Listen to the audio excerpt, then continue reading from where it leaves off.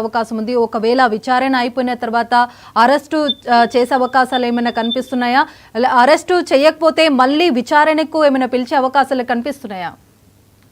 దాదాపు ఎందుకంటే ఏసీబీకి సంబంధించినటువంటి కేసులలో మొదట విచారణ చేస్తారు, బలమైన ఆధారాలు అవన్నీ ఉండగానే కూడా అంటే అరెస్టు చేస్తారు. ఇలాంటి పరిస్థితులలో ఇప్పుడు ఇక్కడ రాష్ట్రంలో ప్రతిపక్షంలో ఉన్నటువంటి కేటీఆర్ ఎక్కడ అంటే ఎందుకంటే ఒక కేసుకు సంబంధించి ఫార్ములా ఈ కేసుకు సంబంధించినటువంటి పూర్తి ఆధారాలు ఉన్న నేపథ్యంలో ఎందుకంటే ఈ కేసులు దీనికి సంబంధించినటువంటి ఈ ఫార్ములకు సంబంధించిన 55 కోట్ల మేర డాలర్ రూపంలో విదేశాలకు చెల్లించారనే ఆరోపణలపై ప్రజాధనం దుర్వినియోగమైందన్న నేపథ్యంలో ఆరోపణలు ఎదుర్కొన్నటువంటి పూర్తి స్థాయిలో కూడా రాబట్టేందుకు అధికారులు మాత్రం అన్ని ఏర్పాట్లు చేశారు. దాదాపు విచారణ చేసి పూర్తి ఆధారాలు కనుక లభించినట్టయితే ఇప్పటికే అరవింద్ కుమార్ కావచ్చు, అదేవిధంగా దానికి సంబంధించి A3గా ఉన్నటువంటి బిఎల్ఎన్ రెడ్డి కూడా ఈ కేసుకు సంబంధించి విచారణ చేశారు.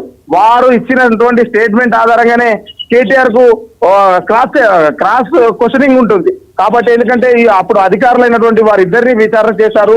ఎందుకు నిధులు అక్కడికి చేర్చాల్సి వచ్చింది, అసలు ఒప్పందం జరగకుండానే ఇంత పెద్ద మొత్తం నిధులకు సంబంధించినటువంటి చెల్లింపులేంది, అంటే క్విడ్ ప్రోకో ఏమైనా జరిగిందా, అసలు ఏమన్నా అంటే ఆ కంపెనీకి సంబంధించినటువంటి చేర్చాల్సిన అవసరం ఏంది, దానిపై పూర్తి వివరాలు రాబట్టేందుకు ఏసీబీ అధికారులు మాత్రం ప్రయత్నం చేస్తారు.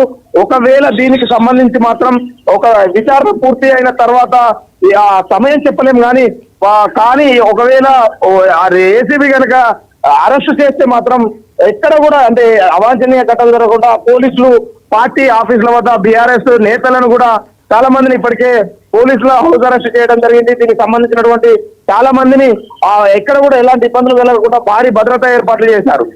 రాజ్ కుమార్, అలాగే కేటీఆర్ తో పాటు న్యాయవాది కూడా లోపలికి వెళ్తున్నారు. ఇక న్యాయవాదితో కాకుండా ఇంకెవరైనా కేటీఆర్ తో వెళ్లే అవకాశం ఉందా?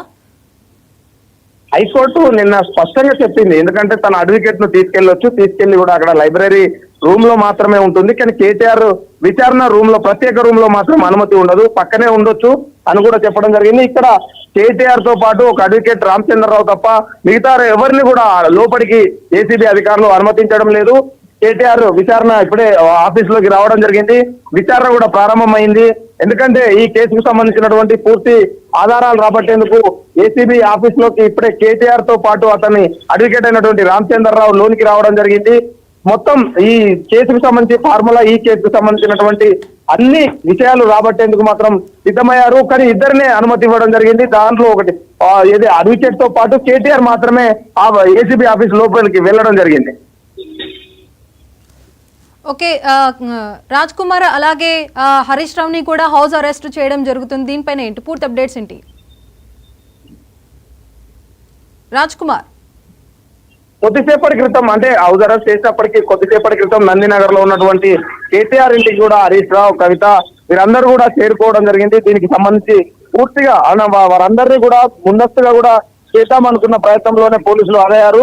వారందరూ కూడా నందినగర్ కు కేటీఆర్ కు ఏంటంటే తనకు ధైర్యం నింపే ప్రయత్నం చేస్తున్నారు. ఇలాంటి కేసులకు భయపడాల్సిన అవసరం లేదు, తాము ఉన్నాము మీ వెంట అని కూడా ఎమ్మెల్యేలు, ఎంపీలు, మాజీ మంత్రులు, సోదరైనటువంటి కవిత అందరూ కూడా నందినగర్ లో కేటీఆర్ ఇంటికి రావడం, ముందస్తుగా తన లీగల్ టీమ్ తో మాట్లాడడం, ఇవన్నీ చేసిన తర్వాతనే ఇప్పుడే ఏసీబీ ఆఫీస్ కు చేరుకోవడం జరిగింది. విచారణ కూడా ప్రారంభమైంది. Right, thank you Raj Kumar.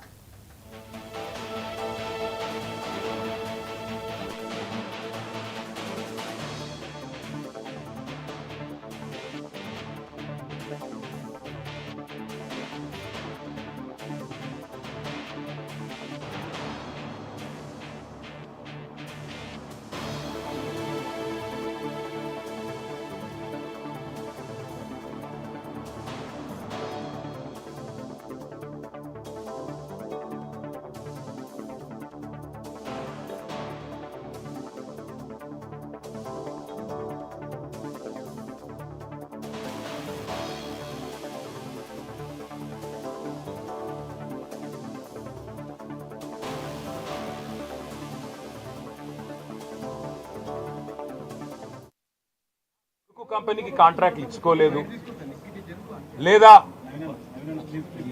నేను ల్యాండ్ క్రూజర్ కార్లు కొనుక్కోలేదు. ఆ పనులు రేవంత్ రెడ్డి గారు, ఆయన మంత్రివర్గ సహచరులు, ఆ సాగు తెలివితేటలు, ఆ అవినీతి తెలివితేటలు వాళ్ళకే ఉన్నాయి. నేను 50 లక్షల రూపాయలతో ఎమ్మెల్యేలను కొనుగోలు చేయడానికి పోయి దొరికిపోయిన దొంగను కూడా కాదు. నేను నిఖార్సైన తెలంగాణ బిడ్డను. ఏ పని చేసినా తెలంగాణ కోసం, హైదరాబాద్ ప్రతిష్టను పెంచడం కోసం చేశాను. అర పైసా అవినీతి కూడా నేను చేయలేదు, చేయబోను. సరే, ఇవాళ ఈ కొంచెం ఉర్రకుండా ఆగలుగుతారా?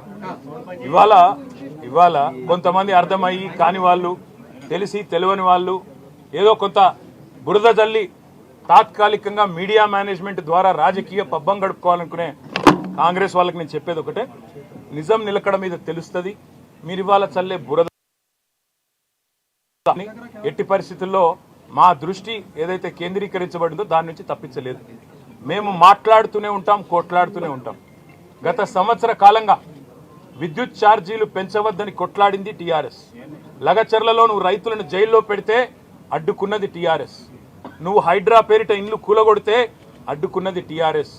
6 గ్యారంటీల అమలు నువ్వు చేయకపోతే నిలదీసింది అడుగడుగున కేసీఆర్ బృందం. తప్పకుండా మా దృష్టి మేము మళ్ళించాం. నువ్వేదో నా మీద కేసు పెట్టి నన్నేదో చేసి దానివల్ల మా పార్టీ క్యాడర్ను, మా నాయకత్వాన్ని నువ్వు దారి మళ్లింపు, దృష్టి మళ్లింపు దిశగా ప్రయత్నం చేస్తాను అనుకుంటున్నావు రేవంత్ రెడ్డి. అది నీ వల్ల కాదు. ముమ్మాటికి నువ్విచ్చిన 420 హామీలు ప్రశ్నిస్తూనే ఉంటాం.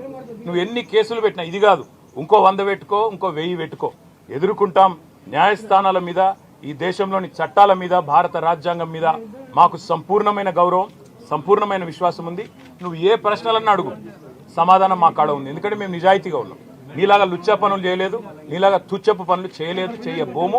నికార్సైన తెలంగాణ బిడ్డగా, కేసీఆర్ గారి రక్తం పంచుకొని పుట్టిన కేసీఆర్ కొడుకుగా చెప్తా ఉన్నా, తెలంగాణ కోసం అవసరమైతే చస్తాను తప్ప ఎట్టి పరిస్థితుల్లో ఇట్లాంటి లుచ్చగాళ్ళ ముందు మాత్రం తల వంచను. తప్పకుండా కొట్లాడుతూనే ఉంటా, పోరాడుతూనే ఉంటా. తెలంగాణ జయించేదాకా, ఈ కాంగ్రెస్ కబంధ హస్తాల్లోంచి తెలంగాణ బయటకు వచ్చేదాకా కొట్లాడుతూనే ఉంటాను, ప్రతిజ్ఞ చేస్తా ఉన్నా. Thank you. నా కొడుకు కంపెనీకి